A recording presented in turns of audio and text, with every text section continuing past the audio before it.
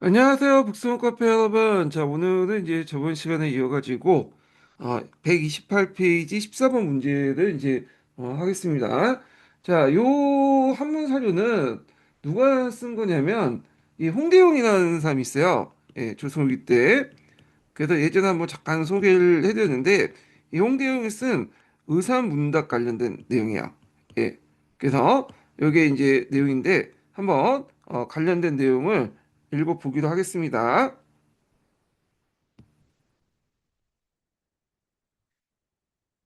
허자가 말하기를 옛날 사람이 하늘은 둥글고 지구는 네모나다고 하는데 지금 당신은 땅의 형체가 정확히 둥글다고 말하는 것은 어째서인가? 시롱이 말하기를 심하구나. 사람들이 깨닫기 어려운 것이다. 만물이 형체를 이름에 둥근 것은 있으나 네모난 것은 없거늘 하물며 지구냐. 허자가 말하기를 저는 항상 그것을 듣고 이 사람들이 한계점이 있음을 보았으니 이치가 혹 이와 같습니다. 시롱이 말하기를 또 중국은 서양에 대하여 경도의 차이가 180도에 이른다. 중국의 사람들은 중국으로서 전개 정확한 경계로 여기고 서양으로서 도개 거꾸로 된 경계로 여기나 서양의 사람들은 서양으로서 전개 정확한 경계로 여기고 중국으로서 도개 거꾸로 된 경계로 여기니 그 실체는 하늘을 이고 땅을 밟는 것이다. 경계를 따르면 모두 그러하니 측면도 없고 거꾸로도 될 수 없으니 똑같이 전개 정확한 경계라 아니라 원하시는 텍스트 추출이 완료되었습니다. 자, 그래서 이제 여기 관련된 내용을 이제 좀 보겠습니다. 자, 이 홍대용의 이제 의사문답은 어떤 내용이냐면, 일종의 소설책이라고 이제 보시면 되는데요.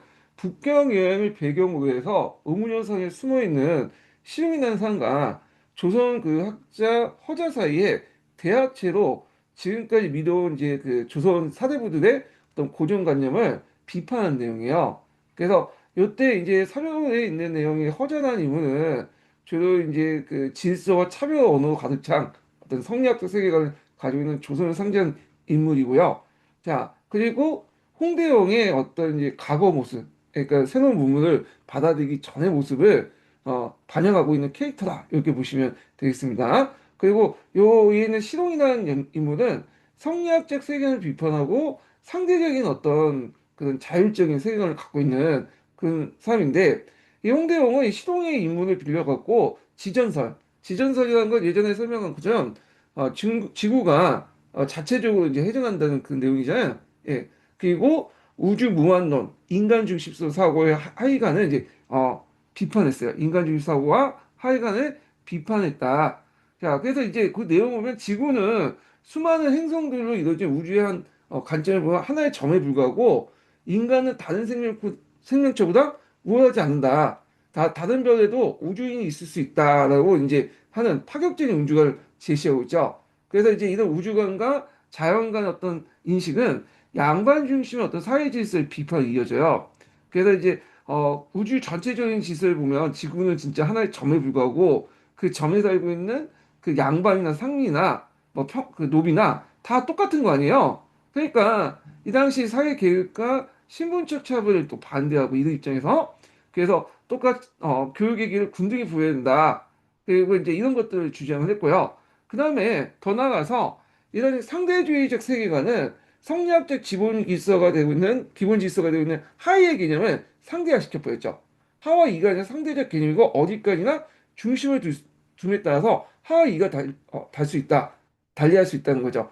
커다란 우주에 보면 그 조그만 지구는 점에 불과한 거고 그 점에서 뭐가 하와 이가 딱 고정돼 있냐. 내가 입장 보면 하가 될 수 있고 상대가 이가 될 수 있는 거고 상대방도 요쪽에 하가 되면 이가 될 수 있는 거죠. 우리가 예, 다 상대적 개념이다. 그러면서 우주관을 통해서 신분 질서와 그다음 하위관을 깨는데 이런 논리를 이제 우주관적 어떤 세계관을 뭐냐면 이용했다. 이렇게 이제 보시면 되겠습니다. 그러면 요거는 이제 어떤 그 세계관을 탈피할까요? 세계관 특징은 여기는 아까 했던 중화중심적인 어떤 그 세계관을 탈피했다. 이렇게 이제 쓰시면 되겠습니다. 이 밑줄치 내용하고 이제 관련돼서 중국도 하나의 세계를 볼 때는 제 우주를 볼 때 하나의 점에 불과하다. 뭐 그런 내용이잖아요.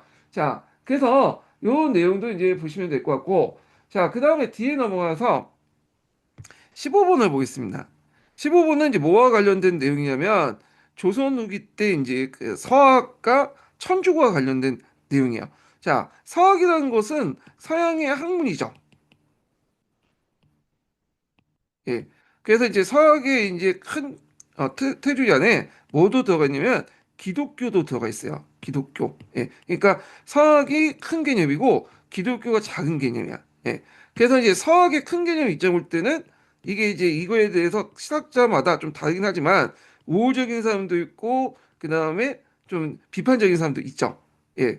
그리고 그 안에도 기독교에 대해서도 우호적인 사람도 있고 비판적인 사람도 있어요. 그래서 신학자에서 모든 그 기독교에 대해서 우호적으로 본 것도 아니고요. 서학은 인정하던, 그러니까 이때 서학은 서양의 기술이나 이런 것들 인정하더라도 그 기독교에 대해서 상당히 부정적으로 인식하는 사람도 있었다. 이렇게 이제 보시면 되겠습니다.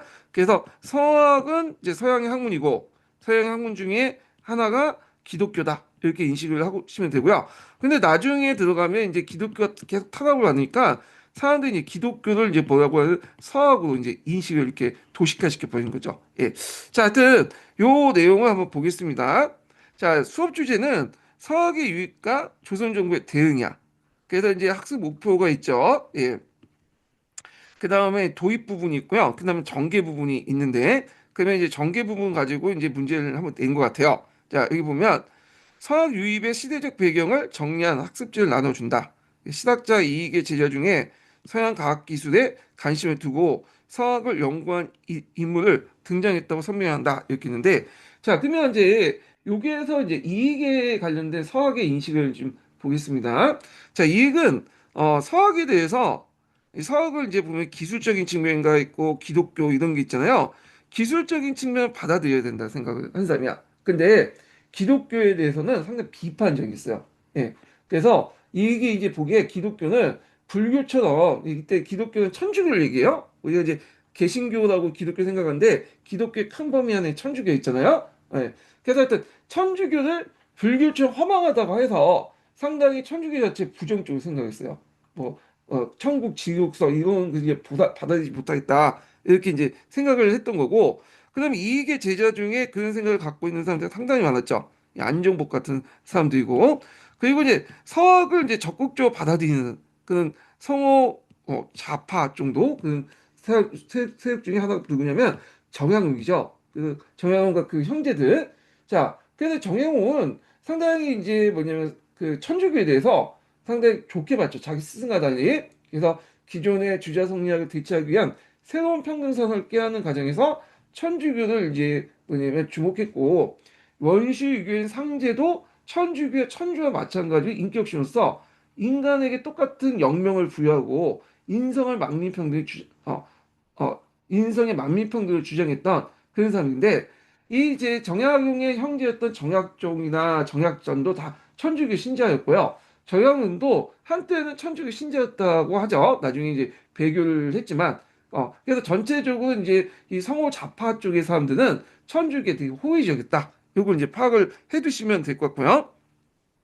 자, 그러면 이제 문제를 보는데 대표적인 인물로서 유목인과 이수강이 언급되었다. 자, 유목인과 이수강인데 근데 이거는 틀려요. 왜 틀리냐면 자, 유목인이 이제 살았던 시기는 16세기 중반부터 초반까지 17세기 초반이고 이수인도 마찬가지예요. 16세기 초반에서 16 중엽에서 17세기 초반에 살았던 사람인데 이익은 그보다 이제 뒤에 있는 사람이에요. 18세기에 살았던 시대죠. 그러다 보니까 요게 이제 그 이익의 제자였다는 거는 말이 안 되는 거죠. 예. 그 있고 그러면 이 유목인과 이숙인은 어떤 사람이냐? 요걸 좀 볼 텐데 일단은 이제 그 여기 보면 유목인은 어윤야담이라는 책을 썼죠. 어윤야담. 자, 이수인은 이수강이에요. 제가 말 잘못했네. 그래서 어유야담이라는 책을 썼는데요. 자, 이 어유야담은 이제 그 상당히 이제 뭐냐면 어, 진취적인 내용을 담고 있다. 그래서 거기에 천주교 교리와 기존의 유불도교의 차이점을 또 논하고 그랬던 거군요. 그 다음에 이수경은 이제 유명한 지분요술이라는 그 백과사전주의 책을 썼죠. 이 지분요술에서 처음으로 마테르리치에 뭘 소개했냐면 천주 시대를 소개했어요. 이 천주 시대. 예. 그래서 요것도 그 오답이지만 나올 수가 있어요. 유목인 이수강. 그래갖고 유목인은 아까 이제 어유야당 이수강은 천주시리. 요 책 이름과 그 내용들 좀 기억을 해두세요. 자체가 시험 문제 나올 수 있겠죠. 자, 그 다음에 이제 내용을 보겠습니다. 두 번째 질문을 볼게요. 자, 천주교를 신앙으로 수용한 인물들의 저술을 소개하자. 그래서 안정복의 동사 강목에 대한 서학 관련된 내용을 발췌해 보여준다. 틀렸죠? 아까 이제 이게 제자 중에 천주교의 호의적인 사람을 성호 좌파에 속하는 정약용 같은 사람도 있는데 반해서 성호 우파는 서학이라든지 천주교에 대해 비판적인 사람도 있었어요. 이게 이제 대표적인 우파 쪽의 사람이 안정복이야. 예. 그래서 안정복은 동사강국은 이런 천주교하고 서학은 관련이 없어요. 이거는 오히려 정통성을 강화하는 어떤 성리학적 세계관을 강화시키는 그런 내용이죠. 그래서 이제 안정복은 서학에 대해서 그 스승과 함께 상당히 똑같이 비판적이었다. 그래서 이제 이 사람이 이제 서학을 비판하는 책에서 천호문답이라는 책을 썼거든요. 이 동사 강목은 역사책이고요.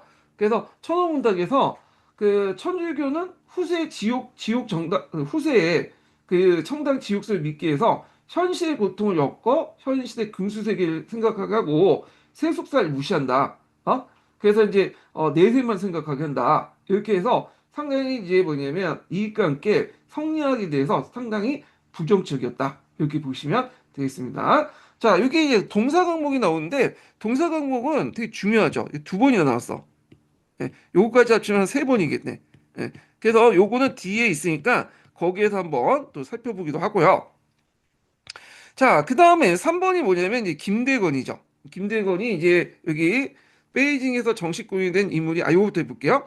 베이징이 정식 고용이 된 인물이 귀국한 후 천주교회를 처음 설립했다는 사실을 언급한다. 이렇게 있는데, 자, 요거는 이 김대건 관련된 설명인데, 요거는 김대건 관련된 설명 아니에요. 요거는 누구냐면 이승윤하는 사람이야. 예.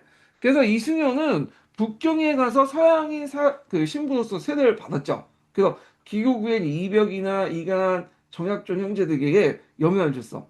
그래서 김보을 집에서 이제 신앙 집회소를 이제 정하고 정기적인 어떤 신앙 모임을 가짐으로써 최초 천주 교회를 설립하였다. 이렇게 평가를 받고 있고요. 그런데 이제 김대건은 이제 그 뭐냐면 이 사람은 최초의 교회 설립한 게 아니라 어떤 사람은 최초의 신부가 됐던 사람이죠. 예. 그래가지고 마카오로 건너와서 거기에서 공부를 한 다음에 우리나라 최초의 이제 신부가 된 후에 귀국을 했고요. 그래서 나중에 선교활동 과정에서 저희 잡혀가지고 모진 고문 끝에 이제 26살 나이도 순교를 했다. 이렇게 보시면 돼요. 자, 그래서 여기에서 파악할 것은 이제 뭐냐면 김대건, 그리고 이 최초의 신부, 요거 좀 기억을 해두시고, 그 다음에 요것도 이제 여기에 관련된 그 인물, 아까 이제 이승훈도 같이 기억을 해두세요. 나올 수도 있겠죠. 예, 그래서 시험에 나올 수 있기 때문에 기억을 해 두시는 게 좋겠습니다.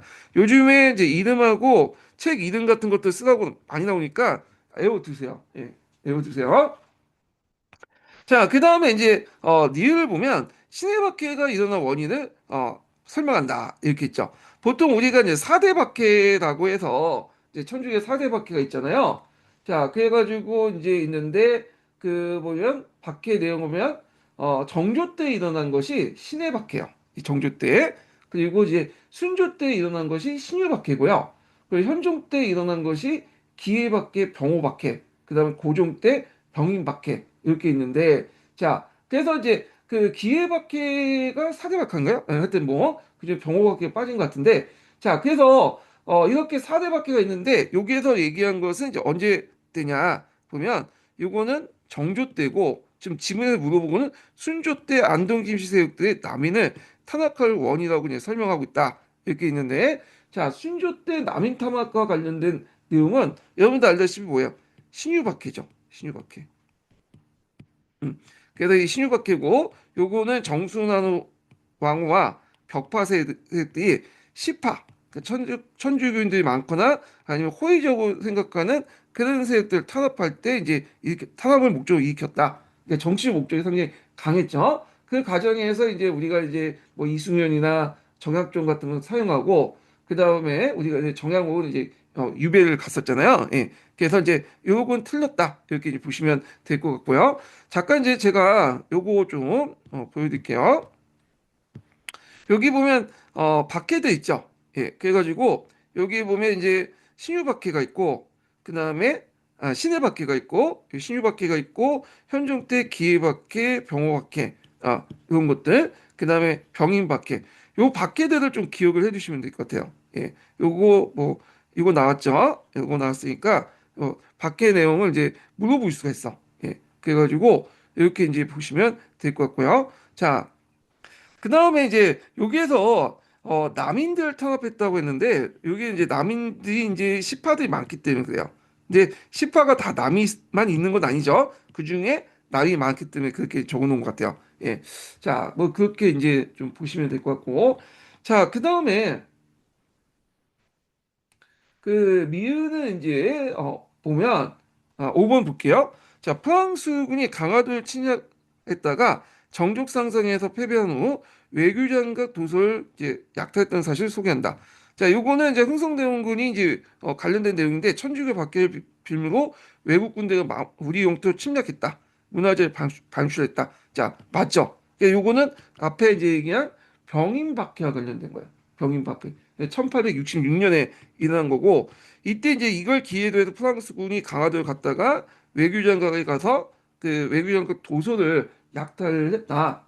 그래서 그때 이제 그 도서 중에 유명한 게 어담용 위기에 해당하는 외교장관 위계가 약탈됐죠. 그러다가 이제 나중에 박병석 박사에서 이제 그 뭐냐 프랑스 박물관에 이제 발견되고 나서 나중에 2011년인가요? 장기 대여음식을 이제 다시 되찾았다. 이렇게 이제 보시면 되겠습니다. 요 관련된 내용은 교과서에도 자세히 설계되어 있으니까 한번 보시면 될 것 같아요. 그래서 답은 5번이고 요거 관련된 병인박해 관련된 내용들, 외교장관 도서 관련된 내용들이 시험 문제에 나올 가능성이 상당히 많다. 이렇게 이제 보시면 되겠습니다. 자, 그 다음에 이제 16번 문제를 이제 볼게요. 16번 문제. 자, 여기 16번 문제는 이제 보면, 어, 조선 후기 때 이제 신학자 3인이 새로운 세계관을 엿볼 수 있는 자료다. 그래서 가와 나를 통해서 파악할 수 있는 공통된 역사인식을 써라. 그리고 다의 요지를 각각 쓰시오. 이두 개를 물어보고 있죠, 지금. 그래서 요 관련된 한문 자료들이 쭉 나와 있는데요. 잠깐, 보면요. 요걸 한번 읽어보겠습니다. 예. 지금 중국이란 것은 대지 가운데 한 조각 땅에 불과하다. 크게는 구주 또한 한 나라이고 작게는 초나라 역사 한 나라이고 제나라 역시 한 나라이다. 중국과 서양과 180도 정도 차이가 난다. 중국인은 중국을 중심으로 삼고 서양인을 변두리로 삼으며 서양인을 서양을 중심으로 삼고 중국을 변두리로 삼는다. 그러나 실제는 하늘을 이고 땅을 밟는 사람은 땅에 따라서 모두 그러한 것이니 중심도 변두리도 없이 모두가 중심이다. 성인의 법은 중국이면서도 오랑캐와 같은 행동을 하면 오랑캐로 대우하고 오랑캐이면서도 중국과 같은 행동을 하면 중국으로 대우할 뿐인 것이다. 결국 중국과 오랑캐의 구분은 도의와 정치에 달려있는 것이지 지역 여하에 달려있는 것이 아니다. 자, 그러면 이제 하나하나 이제 좀 분석을 해보겠습니다. 자, 일단은 가는 이제 누구의 글이냐면, 요거는 그 이익이 마테오 니치의 이 공영만국 정도를 보고 중국도 여러 나라 중에 하나라고 인식을 한 거야. 그래서 이제 마테오 니치의 이제 그 공영만국 정도는 그 뒤에도 있지만, 이 마테오 니치는 중국을 중심으로 설정해 놓고는 세계 지도를 만들었죠. 그래서 예전에 중국을 실제보다 크게 그린 거에 비해서 그러니까 예전에 그 지도는 그 중국을 실제보다 그 크게 그렸잖아요. 근데 이 마트리치의 이제 뭐냐면 공영망국전은 실제를 바탕으로 그렸기 때문에 상대적으로 물론 중국이 크지만 작아 보였다. 이렇게 보시면 되겠고요. 자, 이익도 이 지도를 보니까 중국의 크기가 생각보다 작은 거야. 그래서 이 종전의 어떤 중국 중심의 어떤 지휘관에서 벗어나게 되고 이런 지리적 인식의 변화는 역사적 인식의 변화도 줬죠. 그래서 중국만 역사의 정통을 가진 게 아니라 우리나라도 정통이 있다라고 하는 독자적인 그 사만 정통론, 역사 정통을 주장을 했다. 그리고 이제 이 같은 경우는 중화에서 중화와 이를 구분하는 이 하이간 자체를 부정을 했어요. 이게 좀 특이한데. 자, 그 다음에 나번은 이제 뭐와 관련된 사료냐면 담원서 관련된 사료예요. 예. 그래서 홍대영의 담원서에 있는 내용인데 홍대영은 이제 담원서는 뭐냐면 이제 그 홍대영의 저술들을 모아놓은 거예요. 그래서 그 안에 이제 의산문답 있죠. 그래서 의산문답이 그 안에 있는 그 내용인데 그래서 서양의 과학사상을 소개하고 지구의 가전설과 그 다음에 그 우주 무한론을 이제 뭐냐면 주장했다. 앞에 설명을 했던 거죠. 자, 그래서 이제 앞에서 얘기한 것처럼 이게 지구가 어마어마하고 그 다음에 지구는 하나의 먼지에 불과한데 그 안에서 뭐 중심이 있고 주변이 있고 중화가 있고 오락회가 있을 수 있냐 하면서 자기 입장에 따라서 상당히 중화가 될 수 있고 오락회 될 수 있다. 뭐 이렇게 이제 주장을 했던 거죠. 그래서 중국 중심의 어떤 세계를 비판했던 내용이다. 이거 앞에 시간에 설명했죠. 자, 그 다음에 다는 이제 누가 관련된 내용이냐면 정약용 관련된 내용이야. 자, 이 사람은 이제 스승 이의 영향을 받아서 중국 중심의 어떤 세계관에 대해서 상당히 비판적인 태도를 취했어요. 근데 좀 이익하고 다른 게 뭐냐면 이익은 하와 이의 자체를 부정한 반면에 정약용은 하와 이의 자체는 인정했어. 다만 이 하와 이의 구분이 종전의 혈통이나 그러니까 한족이라든지 지역 중원이 아니라 문화적 영향을 본 거죠. 그래서 문화적 영향의 유무에 따라서 한족도 오랑캐가 될 수 있고 뭐 조선과 만주족도 중화가 될 수 있다. 약간 이제 그 옹정리의 대의강미록 있잖아요. 대의강미록의 영향을 받은 것 같아. 비슷한 주장을 했던 거죠. 예. 자, 그래서 여기에서 공통적으로 보이는 것은 뭐겠어요?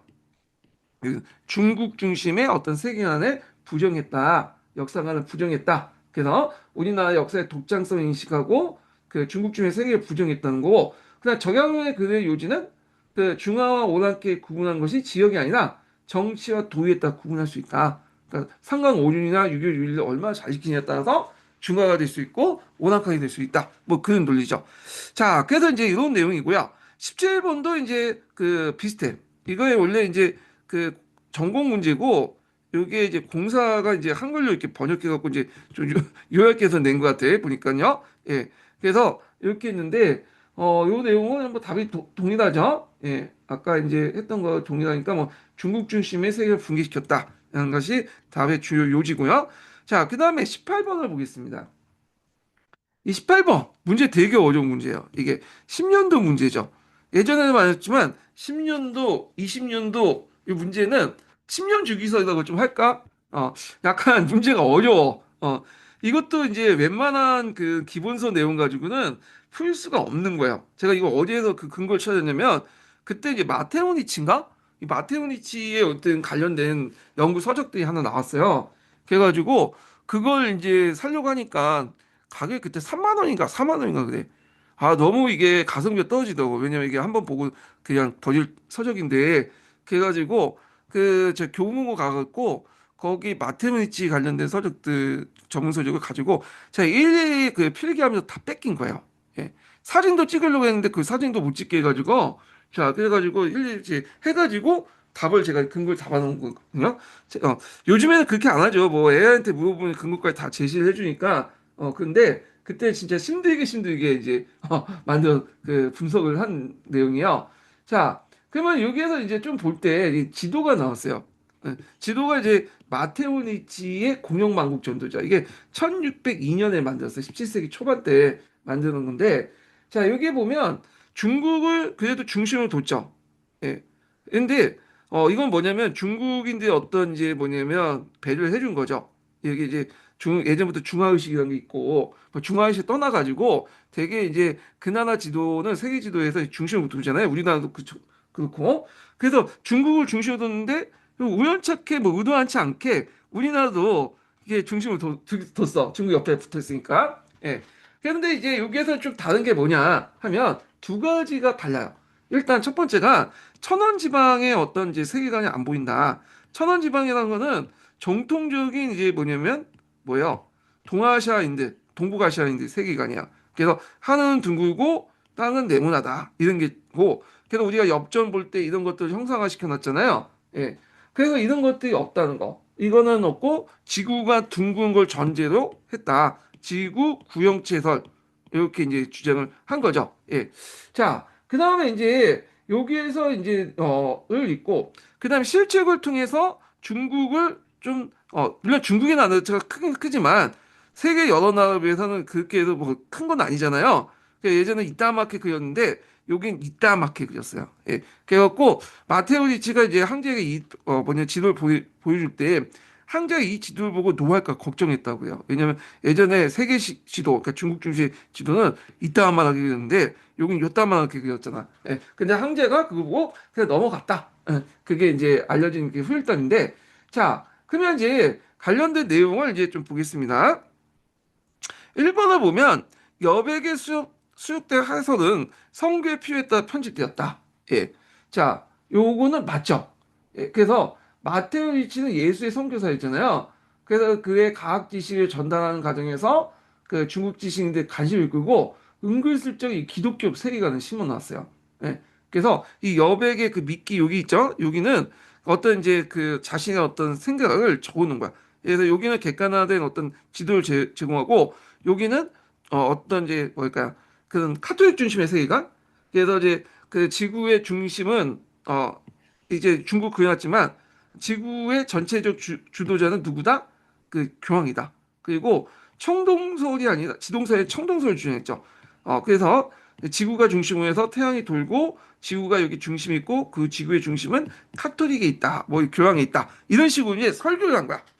그래서 일단 지도를 줘서 억을 끈 다음에 그리고 그걸 통해서 사람이 관심을 보이면 요걸 이제 자연스럽게 읽게 해서 이제 선교를 하기 위한 어떤 그 도구였다. 이렇게 보시면 되겠습니다. 그래서 이제 있고 자, 그 다음에 2번을 보겠습니다. 자, 여기 2번 보면 자, 이거는 이제 시기적 선호 관계를 물어보는 거예요. 예. 자, 여기 보면 앞에 공영만국정도는 몇 년에 만들었다고 했죠? 1602년에 만들어졌죠. 예. 자, 방면에 이 직방외기는 언제 만들었냐면 1623년에 만들어졌어. 1623년. 그러니까 이제 요걸 염두에 두고 보시면 되는데 알레니의 직방외기를 근거에 편찬했다. 틀렸죠. 그 후에 만들어진 거야. 그래서 틀렸다는 거. 그 이 지도는 이제 서양의 그 뭐냐면 오르테리우스나 메르카르트 지도를 바탕으로 제작을 했다. 그래서 메르카르트 번고에 따라서 이제 항해 지도거든요. 그걸 통해서 했는데 이 지도의 특징이 이제 여기 북극의 남극에 갈수록 이제 나라 크기가 좀 커지는 크게 보이는 그런 이제 효과가 있죠. 자, 그래서 이제 이런 내용들 이렇게 보시면 되고 이게 답이 틀렸죠. 2번이 되는 거예요. 2번. 근데 여기에서 이제 중점을 놓게 알렌 직방 위기잖아요. 요거 이름 정도는 외워두세요. 여기 이제 오답은 났기 때문에 나올 수가 있어. 그래서 직방에게 이제 관련된 자료도 한번 찾아보시고 요거 좀 인지해 두시는 것도 좀 보시면 될 것 같고. 자, 당시에 이제 중국인들은 중국을 너무 작게 그렸다고 비판했다. 맞죠? 그래서 이때 이제 중국이 세계 전무인 줄 알았는데 지도 속에 중국이 너무 작네? 이게 중국인들 되게 충격이야. 이게 중국뿐만 아니라 우리나라 사람들도 큰 영향을 줬잖아요. 그래서 이 보수적인 지식인들에게 심한 반발을 줬고, 그리고 아까 얘기했지만 이걸 중국 지도를 황제한테 보여줄 때 마테오 니치가 혹시 이 중국이 너무 작게 그려서 자기한테 뭐라고 할지 불똥이 칠지 그게 걱정했는데 황제가 그거에 대해서 무관심해 한 것 같아요. 그냥 넘어간 것 같은데 하여튼 그렇게 있고 자, 그 다음에 4번을 보면요.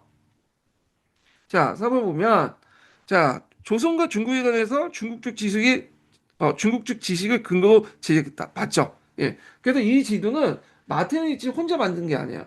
그 중국학자 이지조라는 사람이 있어요. 이 사람도 좀 요번에 시험 문제 나왔던 사람인데 자, 이지조라는 사람의 도움을 받아서 만들었다.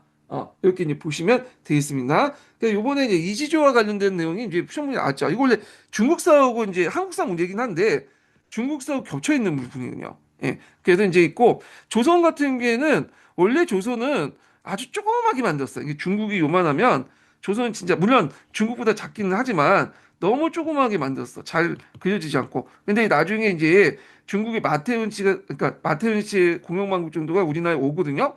그래서 이걸 우리나라 이제 실학자들이 또 크게 만들었어요. 실측해가지고. 예. 그래서 그 우리나라에서 온 공영망국 정도는 중국판 오리지널판에다가 거기에 한국 그 중국 그 뭐지 조선의 신학자들이 좀 더 그려놓은 거야. 예. 그래서 이런 게 있다 이렇게 보시면 될 것 같고 자 그다음 불교육 세계관과 유교육 세계관을 변화시키는 의도를 담고 있다. 예, 맞죠. 그래서 보통 이제 불교의 우주관은 수미산적인 세계관이죠. 수미산이 있고 그 밑에 그러니까 수미산 존재하지 않은 세계지만 하여튼 그 수미산이 있고 그 위에 도솔촌이라는 것도 있고요. 그 위에 이제 뭐냐면 우리가 아는 그 극락 세계가 있는 거죠. 예. 그래서 이제 그 도솔청에 살고 있는 부처를 아미타불이라고 하잖아요. 얘네들이 내려와서 이제 그 아미타불 신앙이 이제 근거가 되는데 요거와 유교적 세계관을 변화시키는 유교적 세계관은 뭐야? 천원지방. 그래서 이런 걸 변화시키면서 그 당시 이제 기독교 전파할 수 있는 합리적 토양을 만들었다. 그러니까 이제 선교사의 어떤 전략적 의도가 이제 강조되는 그런 그 뭐냐면 지도다. 이렇게 보시면 되겠습니다. 자, 이 지도는 이제 앞에서 언급한 것처럼 우리나라에도 큰 영향을 줬는데, 이게 이제 이 지도를 보고 중국은 세계의 한 조각에 불과하다. 이렇게 이제 깨달았잖아요. 그래서 그걸 이제 그런 지리학적 인식의 변화가 역사학적 인식 변화를 불러일으켜서 그런 이제 역사 중심의 어떤 중국 중의 어떤 역사를 깨고 사만정통을 제시하는 근거가 됐고, 그 이 지도는 단순히 지리 정보를 넘어서 어떤 중국인의 일본인 같은 일본에 다 성리학적 명문을 균열을 내고 근대적 세계관을 나가는 이런 이제 뭐냐면 징검다리 역할을 했다. 이렇게 이제 보시면 되겠습니다. 자, 그럼 이제 이렇게 이제 봤고 그 다음에 이제 19번 내용을 이제 보겠습니다. 조선시대의 이제 과학과 기술 관련된 내용이야. 자, 이거는 이제 내용을 보면 1번 보겠습니다. 자, 이건 한글 관련된 내용인데 볼게요. 자, 한글 창제 동기의 학문적 배경과 정책 배경을 서술해보고 조선 전기의 한글 학동 범위는 이제 예를 들어서 500장에 쓰시오 이렇게 있거든요. 훈민정음 관련된 내용도 나올 가능성이 많죠. 여기 물어보는 게 학문적 배경, 정치적 배경, 그다음에 범위. 이게 활동 범위가 아니라 활용 범위 같아. 내용을 보면 활용범위인데 요걸 이제 97년도니까 이것도 이제 뺏겨 쓴 거죠. 공개되지 않은 상황에서 이제 옮겨 적다 보니까 이게 오타가 좀 나온 것 같은데 자 하여튼 활용 범위라고 좀 고쳐주시고 자 그러면 이제 요거 관련된 내용을 한번 보는데 요 관련된 내용을 제가 기출문제 분석에다가 자세히 실어놨거든요. 예, 어디야?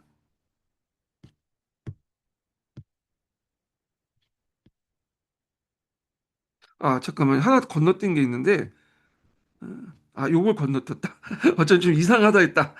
요거는 좀 나중에 좀 다시 설명할게요. 이게 19번 문제 건너뛰었어. 하다가. 예. 19번 문제 설명하고 나서 요 부분을 이제 또 설명하겠습니다. 예. 자, 이걸 건너뛰네. 자, 요거는 이제 뭐와 관련된 내용이냐면, 조선 후기 때 그런 농업경 관련된 내용이에요. 상업적 농업이라든지 수대 관련된 내용이거든요.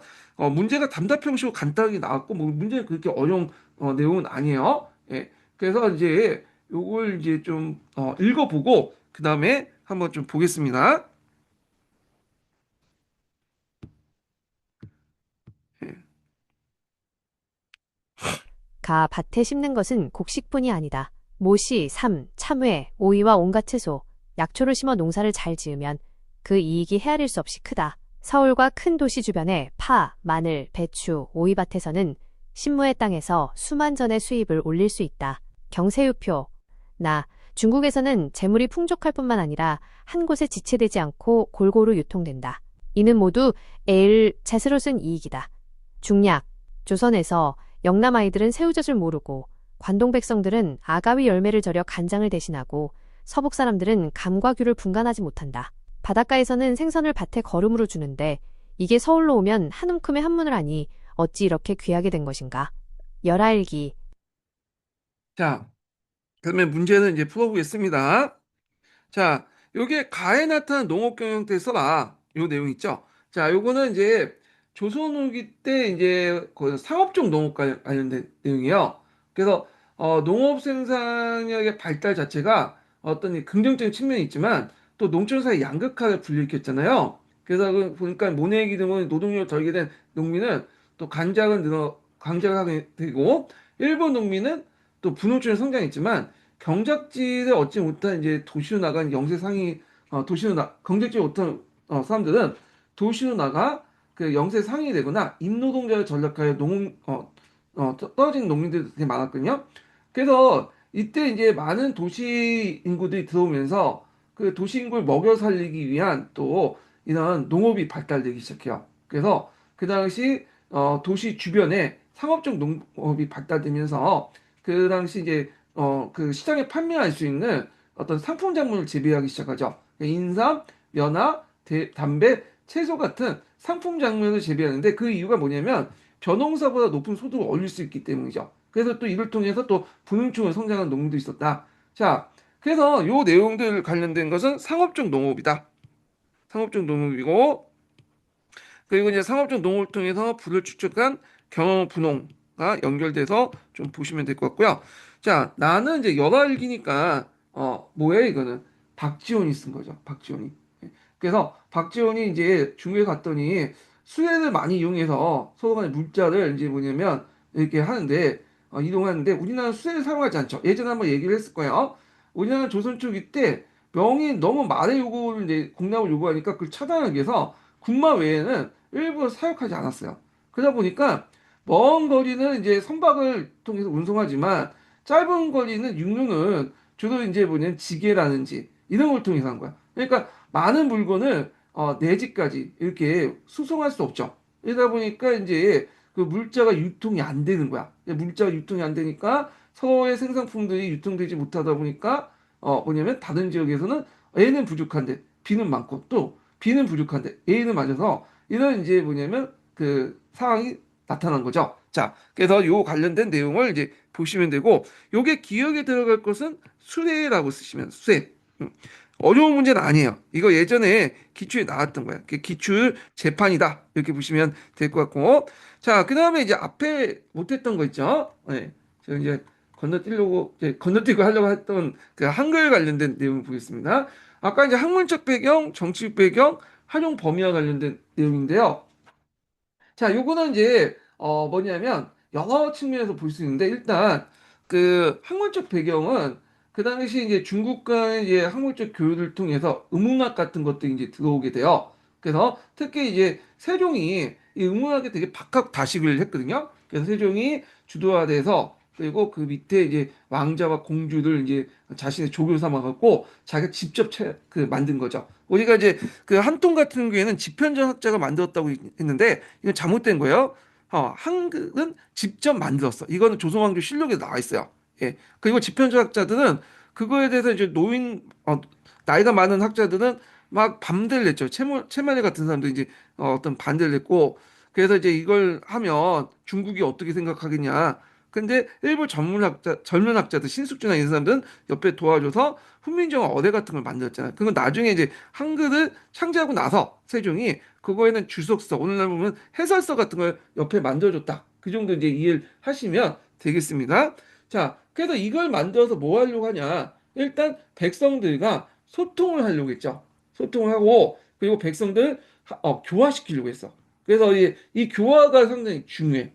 왜냐면 예전에도 이제 그 세종이 그 뭐냐면 상강행식도 같은 걸 이제 만들어가지고 그림을 그려서 이제 나한테 하려고 했지만 이게 그림에 한계가 있잖아.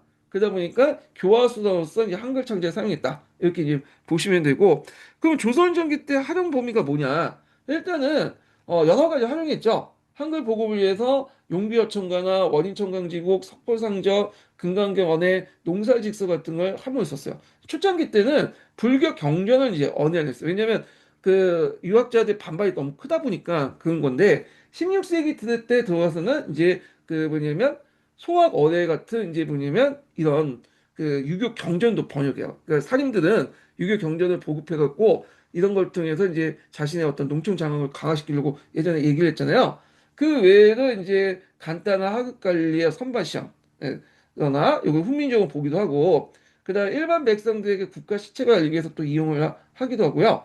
그 다음에 또 여성들이 또 많이 사용했죠. 예. 그래서 쉽고 금방 이제 배우기 편하니까 여성들이 사용했고, 그 다음에 병서. 그러니까 이제 그 국방상 필요한 이게 뭐냐면 기밀이라는 거. 병서를 쓰면 한글로, 한자를 쓰면 다 알 거 아니에요.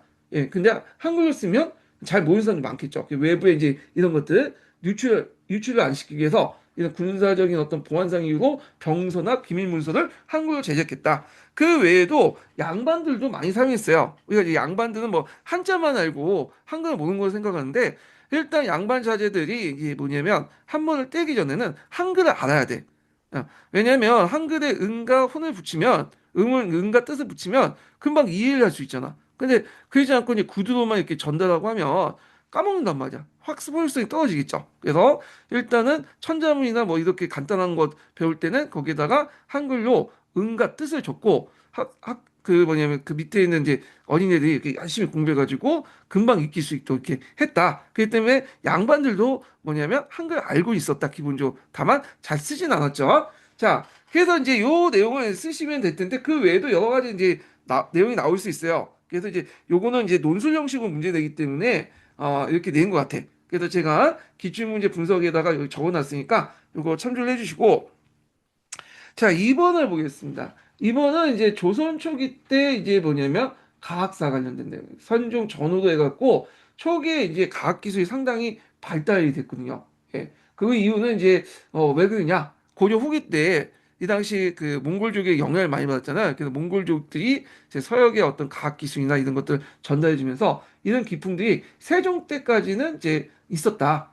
그러다 보니까 이제 있는데 특히 이제 세종 같은 경우에는 이게 다 그 과학 발달 단지 호기심 차원이 아니라 일종 예민 정신과 정통성 확립에서 이제 좀 시작한 것 같아요. 그래서 그 뭐냐면 하늘 알아야지 하늘 절기를 알아야지 국민들이 어제 농사를 잘 지을 수 있잖아요. 그런 거하고 또 이제 뭐냐면 정통성 확립 관련된 내용도 또 있어. 하늘의 이치를 받고 이렇게 전달하는 것이 왕의 정통성 확립하고 관련돼 있거든요. 근데 이거는 뭐 세종뿐만 아니라 중국도 또 우리나라의 그 천문학을 접근하는 방식이 다 그래요. 예. 그래서 이제 이렇게 있는데 자 그러면 이 가이드가 역법서는 뭘까요? 이거는 우리나라 그 최초의 독자 역법서인 뭐죠? 칠정산.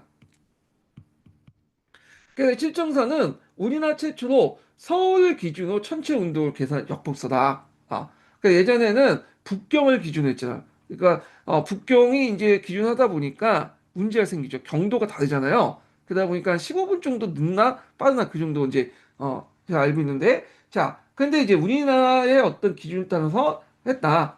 그 다음에 이제 있고 나에 들어갈 것은 어디냐면 앙부일구죠. 해시계. 예. 그래서 이 양보일구는 여러분들한테 좀 가마솥식으로 이렇게 모양으로 만든 해시계죠.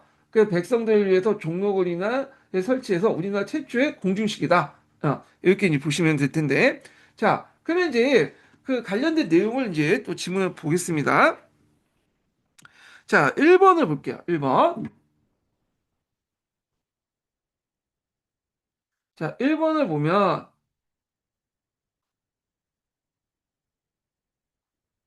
1번 보면 청상 열차 분야 지도의 제작에 토대를 마련했다. 이렇게 있는데, 그러니까 칠정산이 청상 열차 분야 지도에 토대를 마련했다는데, 요거는 틀리죠. 요거는 청상 열차 분야 지도는 세종 때가 아니라 태종 때야.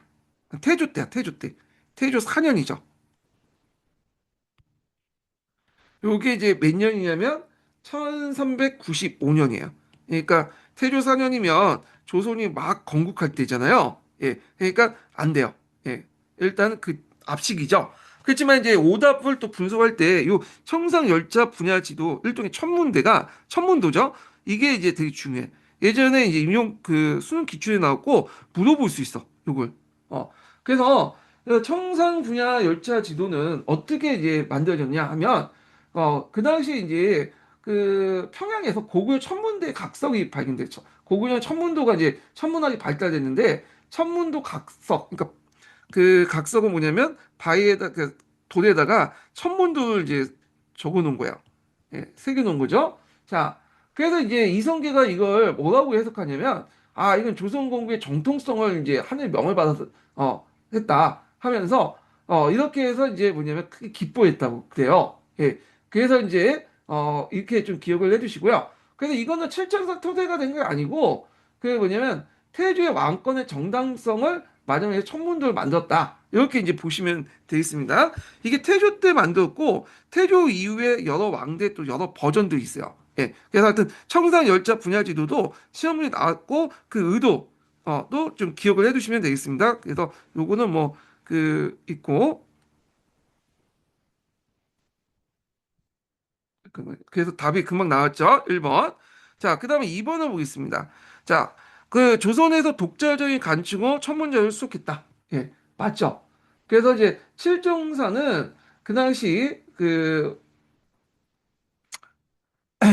경도가 아니라 의도네, 위도. 말 정리는. 제가 하여튼 다시 할게요. 당시엔 중국에 엿보고 있었는데, 위도가 달라서 일식 등의 시간이 맞지 않았어요. 그래가지고, 그 당시 이제 경도가 아니라 의도예요. 내가 착각을 했어요, 잠깐.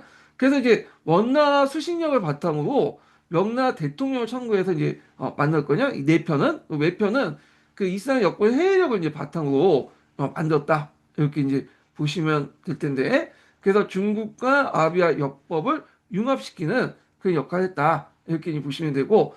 그래서 이제 그 이번에서 보신 것처럼 조선의 독자인 간칙한 천문자료로서 자주역법을 해석했다. 이렇게 보시면 되겠습니다. 그래서 조선 전기 때까지는 주로 이 뭐냐면 어, 실정산을 많이 사용했는데 이게 조선 후기 때는 달라졌죠.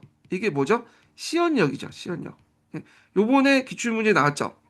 그래서 아담스헬이 그 만든 시연력을 바탕으로 조선 후기 때 조선도 사용했다. 요거 같이 기억을 해두시면 되고요. 자, 그 다음에 앙보일고에 관련된 설명이 있는데요. 이 앙보일고는 이제 앞에서 말한 것처럼 오목한 성 모양의 둥근 지구를 형상한 건데 이게 이제 세로줄 일곱 줄, 세로줄을 통해서 시각선을 통해서 시간을 알 수 있고요. 그다음 가로선을 이제 13줄로 해가지고 있는데 이걸 저두선이라고 하는데 태양의 고도에 따라 그림자의 크기를 통해서 길을 통해 24기 전을 안다고 해요. 그리고 이제 그를 모르는 백성들을 위해 숫자가 아닌 12지시는 이제 동호회 그려서 그걸 표시했다. 그래서 이렇게 해서 이제 했던 건데 자 그래서 이제 내용을 보면 자 24제곱을 포함한 14개의 저주소를 새겨 넣었다. 그리고 자기들 만들기도 하고 조소기까지 제작되었다. 자 이게 다양한 형태의 버전이 있어요. 처음에는 이제 돌에 새겼지만 나중에는 이제 자개도 새기고 그 다음에 또 나무에도 새기고 심지어는 그 부채에도 조그맣게 만들고 간이용으로 만들고 그 다양한 형태의 버전들이 만들어져서 널리 뭐냐면 사용됐다. 이 해시기가 이렇게 이제 보시면 되겠습니다. 자, 그 다음에 무지한 백성들의 시각을 해당하는 동문의 형상 12지상을 시겨놨. 뭐냐면 새겨놨죠. 참고로 그 당시에는 이제 하루를 24시간을 보는 게 아니라 12개, 12시, 그러니까 24시간 나눠서 보는 게 아니라 12개로 나눠서 봤어요. 그래서 자시, 오시, 이런 식으로 2시간을 끊어가지고 인식을 했거든요. 그래서 그에 맞는 동물의 형상을 뭐냐면 만들었다. 이렇게 보시면 되겠습니다. 자, 그래서 여기에서 이제 파악할 것은 칠정산이죠. 내편과 외편. 이런 것들을 이제, 했고. 그래서 이 칠정산 부분은 시험문이 많이 나올 수 있기 때문에 좀 기억하고, 망부일구나 뭐 이런 것도 이제 나올 수가 있겠죠. 예. 그래서 이제, 이렇게 보시면 될 것 같습니다. 자, 그 다음에 3번 문제 볼게요.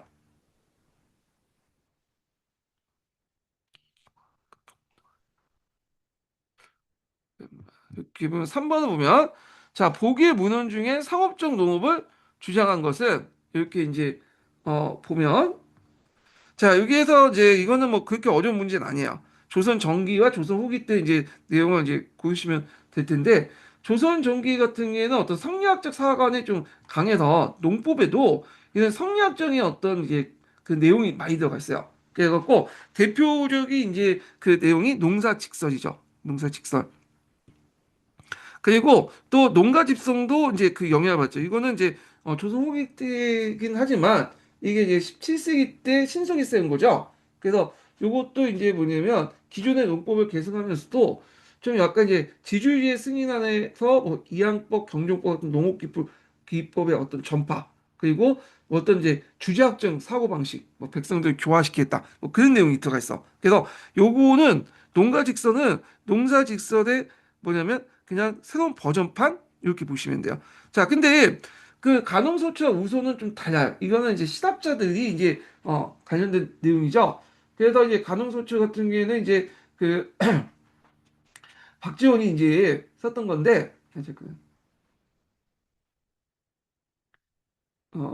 이렇게 있는데, 하여튼, 이거는 이제 시각적인 어떤 그 세계관이 포함되어 있다.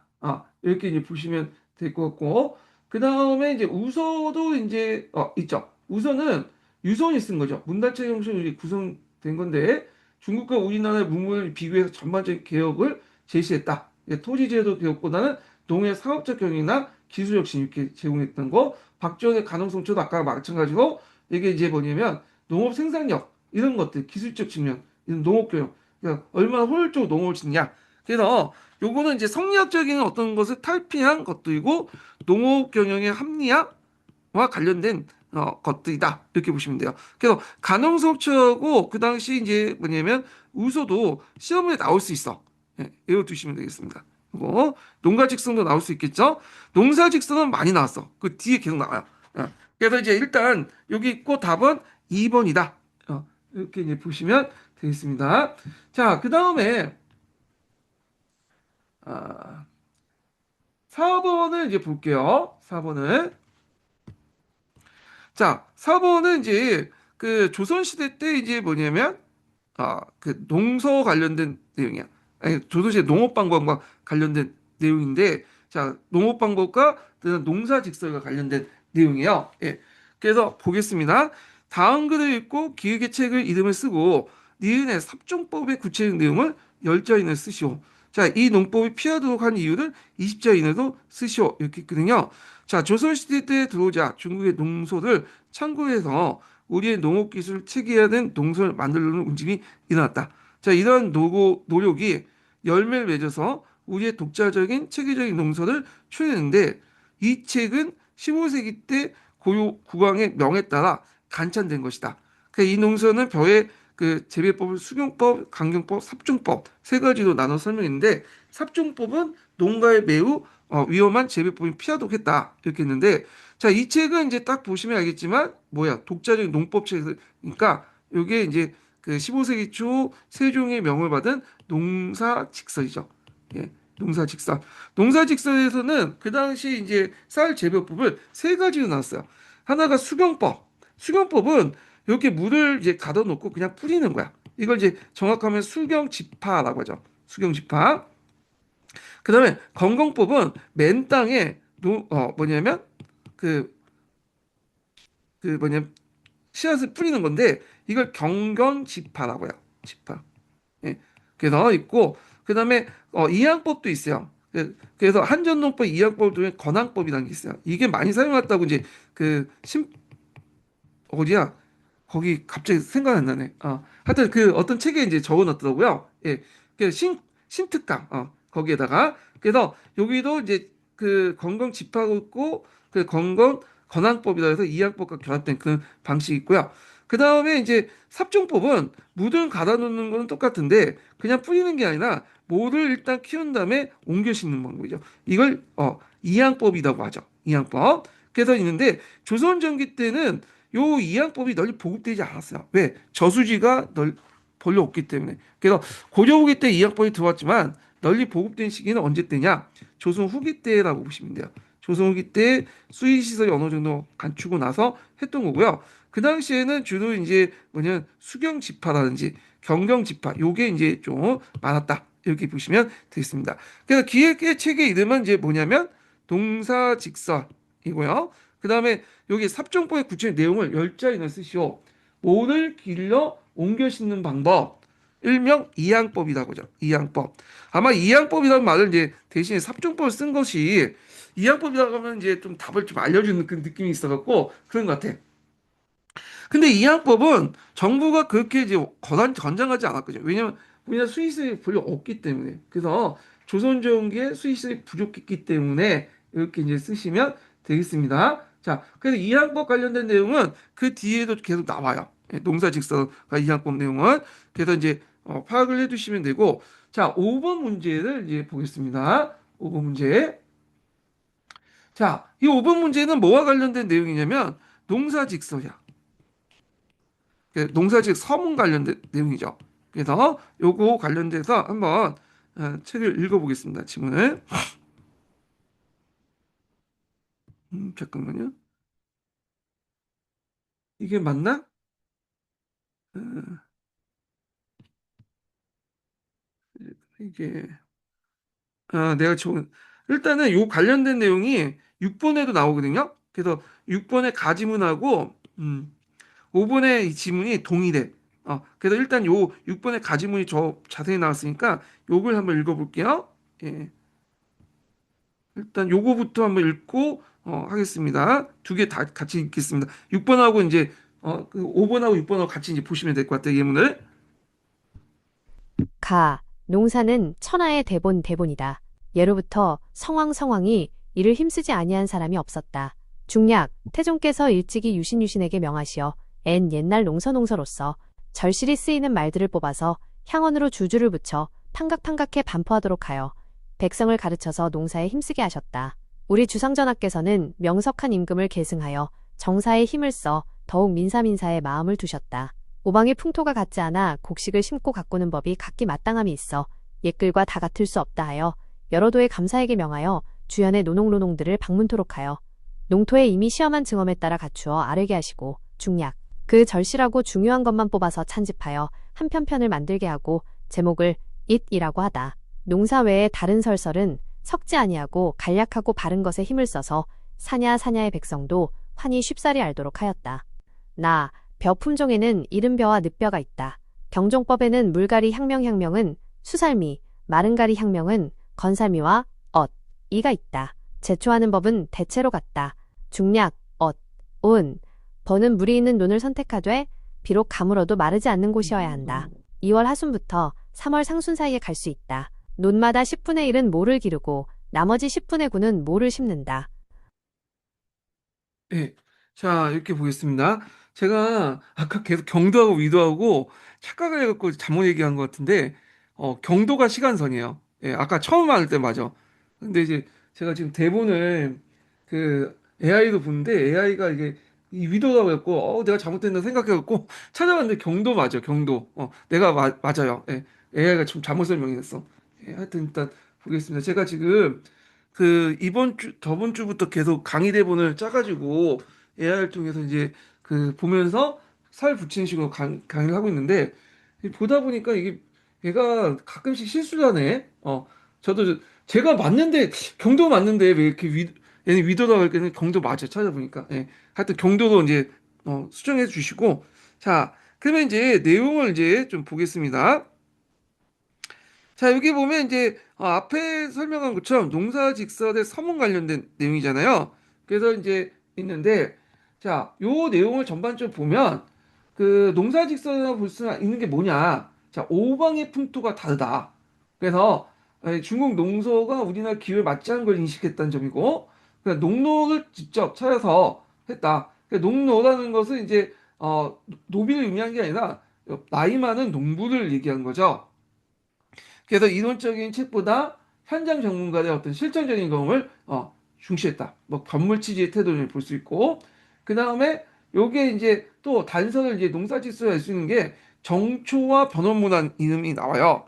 그래서 이제 이 정초와 변호문이라는 이름은 뭘 통해서 세종을 명을 받아서 그 편찬한 핵심 인물이다. 근데 정초와 변호문을 아시는 분들 거의 없을 거고 오방의 풍토가 다르고 농로를 찾아서 경을 듣게 한다. 이걸 통해서 이게 그 당시 그 농사직설이다라는 걸 이제 알 수가 있는 거죠. 자, 일단은 이제 보겠습니다. 우리나라 독자적인 농법을 정리했다. 맞죠? 항상 이제 이거는 농사직설 뭐 의라고 이제 보시면 돼. 의 쓰면 이거 쓰시면 되겠네. 그 다음에 또 보면 맞는 것부터 얘기할게요. 자, 중국의 재민 요소를 참조했다. 예, 이것도 맞아요. 자, 여기에서 참조한 내용이 뭐냐 하면 그 내용을 참조한 게 아니야. 재민 요소의 내용을 이제 그 참조한 게 아니고 책의 형식과 구성 체계를 한 거야. 책의 형식하고 구성 체계를 이제 참조했다.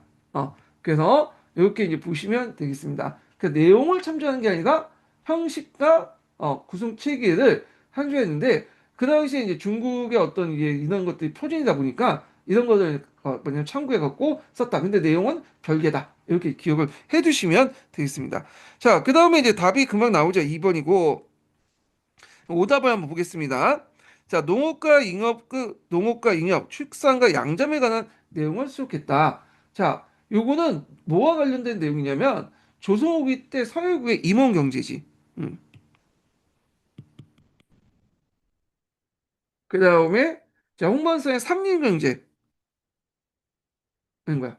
그래서 농사질서는 주로 곡물 재배, 농경 관련된 내용이야. 뭐 상업적 재배나 상품 재배 그런 내용은 없어요. 예. 그래서 이제 이거는 그 앞에 부분 문제하고 연결돼서 좀 보시면 되겠습니다. 자, 그 다음에 디귿을 보면 중국의 강남 지방에 살아서 발전 쌀농사 중심의 농법을 소개했다. 요거는 왜 틀릴까요? 예, 요거는 농사 직선은 쌀농사뿐만 아니라 밭농사도 이제 있어요. 거기에 근경도 있고 관종도 있고 비중 있게 다뤘거든요. 예, 또한 이양법도 소개는 했지만 수리 시설이 이제 뭐냐 부족으로 정부가 권장하지 못했고요. 이것도 이양법의 정형적인 강남 농법이잖아요. 그리고 주로 이제 그 당시에는 한경, 그러니까 한전 농법이죠. 예, 그래서 이제 앞에서 얘기한 그런 농법 있죠. 세 가지 농법 중에 어디예요? 예, 여기 건공법. 요게 주요였다고 보면 돼요. 그 다음에 수경법이었고, 요것도 건경지파가 있고, 그 다음에 관항법 이렇게 있죠. 이건 이항법을 이제 약간 그 한전노법에 적용되는 거죠. 그래서 어떤 사람은 이 신특강에 보니까 조선 후기 때까지 이항법은 별로 널리 보급되지 않고 관항법이 널리 보급됐다고 주장하는 사람이 있더라고요. 예, 뭐 그 사람은 이제 생각이 있지만 자, 그래서 이제 답이 이제 뭐냐면 기읍과 디귿이다 이렇게 이제 보시면 되겠습니다. 자, 6번 문제 들어가기 전에 첫 번째 인증번호 알려드릴게요. 첫 번째 인증번호는 53번입니다. 예, 첫 번째 인증번호 53번이야. 53번. 자, 6번 문제를 보겠습니다. 자, 6번 문제를 이제 좀 보면 여기 자, 요게 이제 가사료는 그 앞에서 이제 얘기한 내용인데 요게 이제 그 농사직설에 있는 서문 관련된 왜 농사직설을 만들었는가 요거와 관련된 내용을 쭉 적어놨어요. 그러니까 서문이고 그리고 여기 농사직설 안에 있는 이제 뭐냐면 앞에서 언급한 이런 이제 그 벼농사 방법 관련된 내용을 구체적으로 적어놓은 거죠. 예. 그래서 여기 농사직설 관련된 내용인데 자. 일단은 이제 요 부분은 이제 뭐냐면 가 부분은 이제 뭘 얘기하려고 하냐면 중국의 농소의 한계를 이제 얘기하면서 우리만의 농소를 만들어 가는 과정을 이제 얘기를 하게 돼요. 그래서 이제 농사 직설 전에 그때 여기 보면 태종 때 이 태종이죠. 태종께서 뭐냐면 유신들이 명하시어 그 당시 옛날 농서로서 절시 쓰이는 말들을 뽑아서 항어로서 줄을 붙여서 판가가도 반포했다. 이런 거 있잖아요. 요거는 뭐냐? 농서집요야. 농서집요. 요거 좀 문제가 어려운 문제죠. 이 농서집요. 예.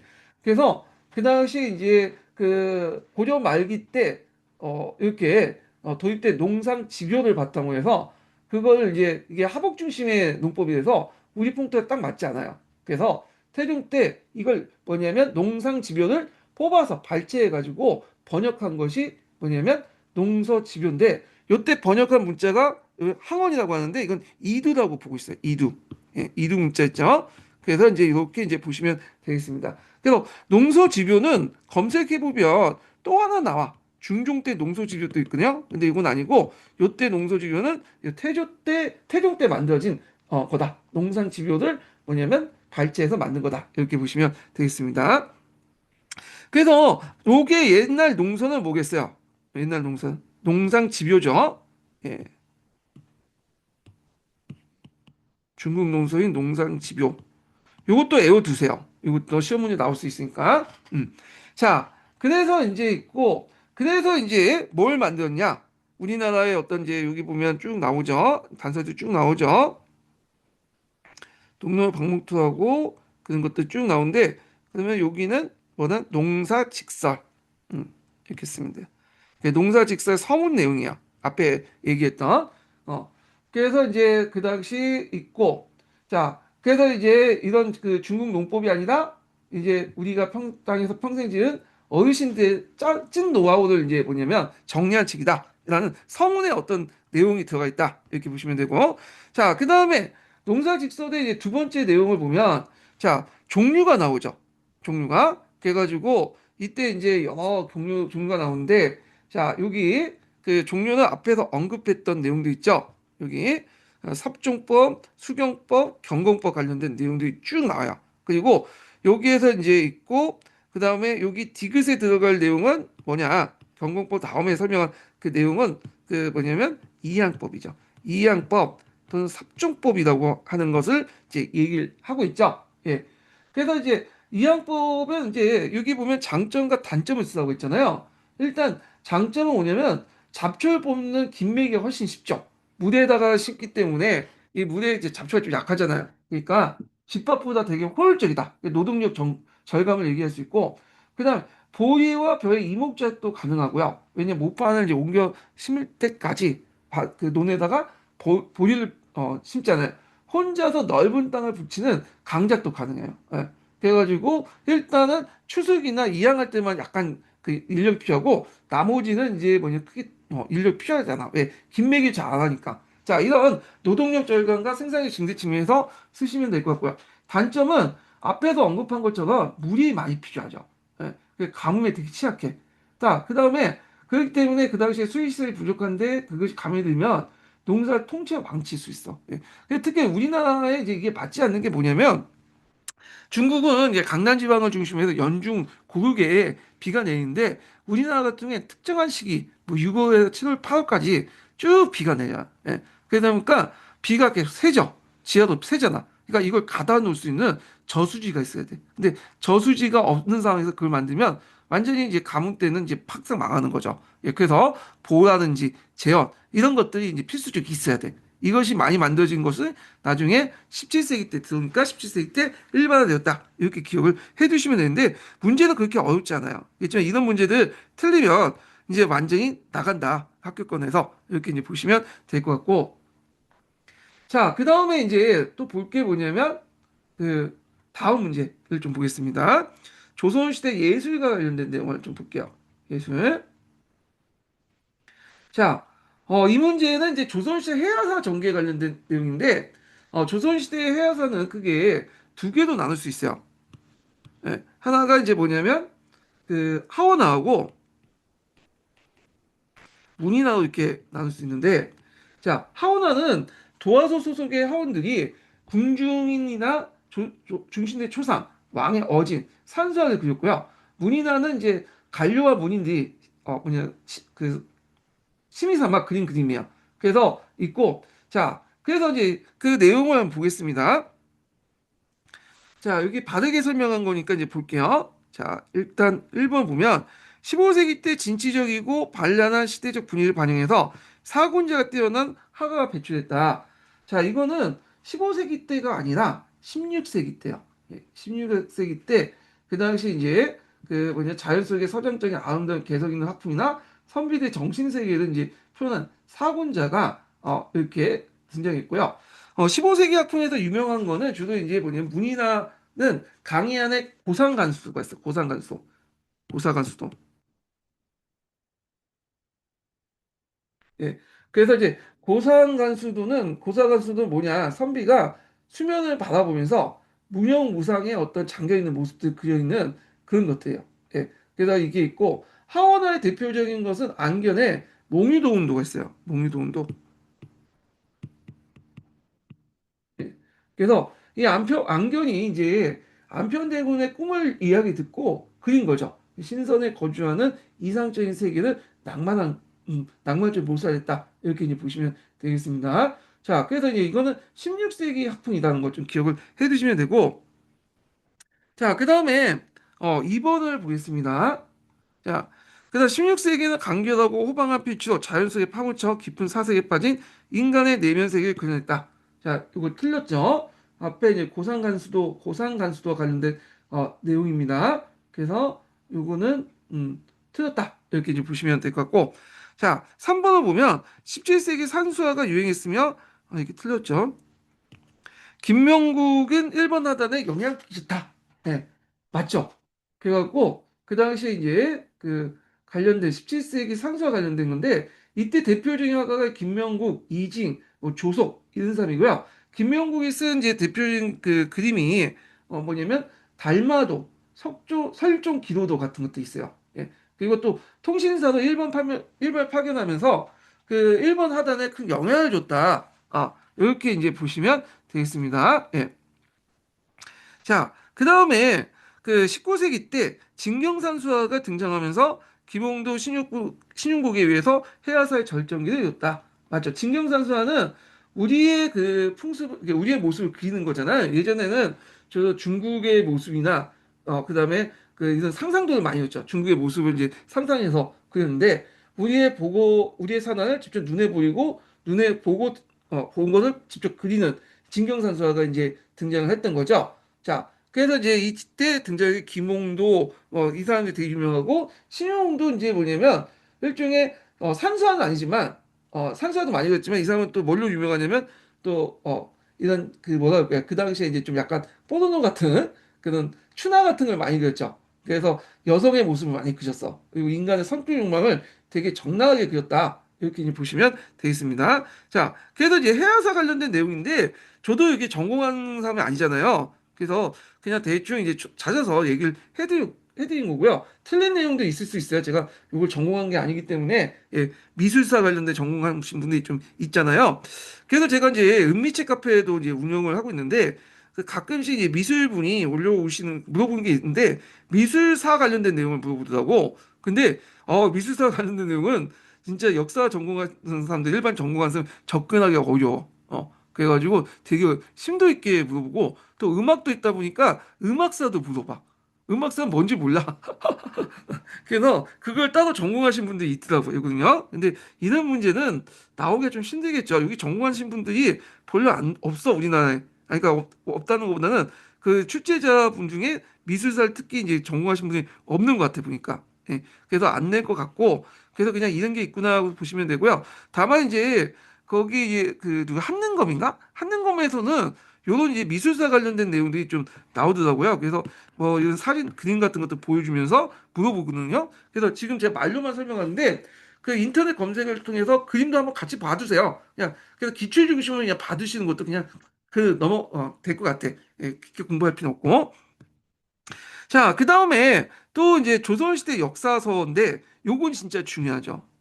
요건 보니까 한 3, 4년마다 한 번씩 이제 나올 것 같아. 나오는 것 같은데 자, 그래서 이제 요 부분은 중점적으로 보야 돼요. 예. 조선전기 때 고려사 저료, 그 다음에 조선 후기 때 이제 시작자 쓴 역사책, 특히 동사 강목 같은 거 이런 것들에 초점을 맞춰서 이제 좀 공부를 해두셔야 되고 그리고 한백견의 동국지지 관련된 내용도 봐두시는 것도 좋죠. 예. 그래서 이제 이렇게 있는데 요거는 좀 약간 시간이 걸리기 때문에 여기에서 끊고 다음 좀 쉬었다가 또 진행을 하겠습니다.